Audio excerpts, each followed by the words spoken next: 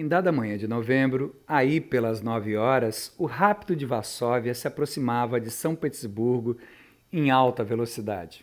Estava degelando, e tão úmido e embaçado que era difícil distinguir qualquer coisa a 10 passos da linha à direita ou à esquerda da janela dos vagões. Dentre os passageiros, alguns regressavam do estrangeiro, mas a maioria dos que lotavam os compartimentos da terceira classe era gente de condição humilde, vinda não de muito longe a negócios. Todos, naturalmente, estavam cansados e friorentos, com os olhos pesados de toda uma noite de viagem, e suas faces pálidas e amareladas competiam com a cor do nevoeiro.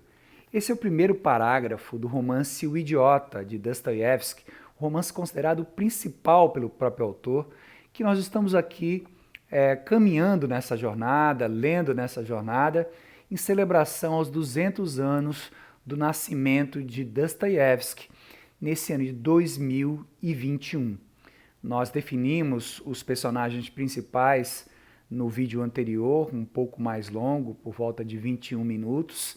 Agora vamos tentar descrever as primeiras cenas de uma forma sintética, onde os principais personagens são apresentados.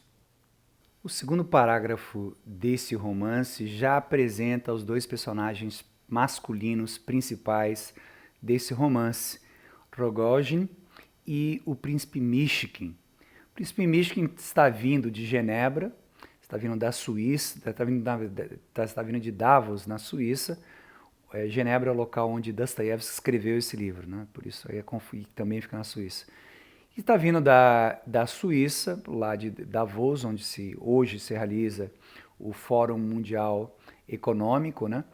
E vindo porque ele está no tratamento, o seu patrono acabou falecendo, o próprio médico acabou cuidando dele nos últimos momentos da Suíça, financiou seu retorno para que ele fosse a São Petersburgo, na Rússia, e ele vem de um lugar, portanto, alto, a Suíça, e muitas pessoas entendem que isso é uma metáfora de algo angelical, algo que vem dos céus, né, aterrissando na São Petersburgo da gloriosa Mãe Rússia, quando ele se defronta com outro personagem que para alguns seria a personificação do mal, que é o Rogojin. Então eles se encontram, são duas personalidades muito diferentes, fisicamente diferentes, né? Rogojin é descrito como alguém de estatura baixa por volta de 27 anos, o príncipe Mishkin tem por volta de 26 anos, personalidades distintas, mas que ganham uma empatia na conversa que tem no vagão. E nessa conversa, onde os dois, um diante do outro, contam o que estão fazendo, o que os leva a chegar a São Petersburgo, ou a ir para São Petersburgo, o príncipe Mishkin diz que foi tratado, que tinha um problema de saúde que não foi bem resolvido, né, num sanatório na Suíça, mas um sanatório para doenças hoje consideradas do sistema nervoso, é a epilepsia, uma doença que vai cumprir dois papéis importantes ao longo desse romance, que ele tem um parentesco muito longe, né, com a dona Epatiná, que é a princesa Mishkin, também a última que restou da linhagem deles. A linhagem de príncipe não é uma linhagem real, descendente de reis, né, na Rússia do século XIX, era um título de nobreza que se dava e ficava por muito tempo na família, e que ele quer conhecê-la, ele nunca a viu, mas quer conhecê-la, enquanto que o Rogojin contam a história, né, de que está retornando para São Petersburgo, que na verdade ele vai fazer jus à herança da família dele. Um personagem que está do lado, que tem um papel secundário, que é uma mistura de puxa-saco com uma pessoa articulada, que sabe quem é quem fez o quê, né? Está o seguindo e é olhado com desprezo por Rogojin. E Rogojin vai se afeiçoando a Mishkin, descreve que que está apaixonado por uma senhora, uma senhorita chamada Nastasha Filiponova, que pretende encontrá-la. A história mais na frente vai contar que, na verdade, ele havia roubado o dinheiro do pai. O pai pediu que pagasse, descontasse um seguro e pagasse algumas contas e que trouxesse o troco. Ele, de tão afeiçoado e impossível que acabou utilizando para comprar um diamante para dar de presente para ela. E sabendo da fúria do pai com esse lado, ele fugiu. Mas como o pai faleceu, ele está retornando para São Petersburgo e vai fazer jus a uma herança que o deixará como um homem muito abastado em São Petersburgo, né? Então eles conversam sobre isso, ele fala de Nastasha Filiponova, né? Com muita empolgação, isso é percebido pelo Mishkin, é uma pessoa que tem uma característica de perceber as emoções das pessoas, o que é dito e o que não é dito. Ele fica impressionado com essa motivação do Rogojin e curioso por conhecer essa Nastasha Filiponova. Ambos estão, como nós vimos no primeiro parágrafo, com poucos vestimentos, se despedem, né? E ele vai ter uma noitada de comemorações, ele chama o príncipe, diz que vai ter muito dinheiro, né? Ele vai bancar as coisas para o príncipe Mishkin, insiste que o príncipe Mishkin apareça. O príncipe Mishkin então se despede e se dirige a um departamento onde tem um escritório do general Epantin, que é o esposo da parente distante dele, uma senhora, né, que é descendente da mesma linhagem que o príncipe Mishkin. Ele quer, em vários momentos dessas primeiras cenas, dizer, além de conhecer a família, ele está querendo falar sobre a herança deles, consultar como é que ele faz para obter a herança, mas ele é interrompido em diversas das conversas em lugares distintos, né? Tanto no trem quanto no departamento, depois, né, no momento futuro. Ele abre, ele tem uma trouxa de roupas, né, muito simplória, ele não veste como uma pessoa de baixa classe, mas ao mesmo tempo não tem a pompa, né, de alguém que estivesse entre as pessoas mais privilegiadas da cidade, olhado com estranheza pelo mordomo que o recebe, o secretário que o recebe no escritório. O general ainda não está, ele pede para esperar na sala de visita, ele diz que não quer, né, o que é que ele ia fazer lá sozinho, começa a conversar com o camarada, pede um momento para fumar, diz que não é possível ali, mas nessa conversa, na sinceridade como que ele fala as coisas, ele diz, olha, por que eu ia fazer lá ficar sozinho? Ao invés de seguir etiquetas, né, as pessoas veem um estranhamento no comportamento dele, coisa que vai sendo reforçado em diversas cenas no início do livro, mas ao mesmo tempo vão percebendo que esse falta de trato social está associado com uma pessoa que é muito sincera, que não faz máscaras, não faz jogos de se parecer melhor do que é efetivamente, o que gera uma simpatia breve, rapidamente, né, com as pessoas que o conhecem. Finalmente chega o general e chega o seu secretário particular, que é o Gania, um apelido de alguém que é relacionado com o pai, que tem relações muito compulsivas, né? E ao mesmo tempo trabalha para o general Epantin, que é o esposo da princesa e pai de três mulheres, uma mais velha com 25 anos de idade, Alexandra, e a mais nova, uma menina descrita como a mais bonita da família, para o qual todos fazem concessões, inclusive as irmãs mais velhas, para que a destinação dela seja boa, né? A melhor possível, e essa menina mais nova, com 20 anos, chama-se Aglaia, e então o Gania o recebe no escritório e tenta sondar bem o que ele quer, porque muitas pessoas vão pedir favores, né? E outras podem aparecer como falsários, querendo benefícios ou benesses das quais não fazem jus. Então há uma triagem antes de entrar. O Gania comunica com o general, que está esperando ele sentado na sala. O general olha com um certo estranhamento. O Mishkin tinha mandado uma carta um ano atrás, mas não foi respondida.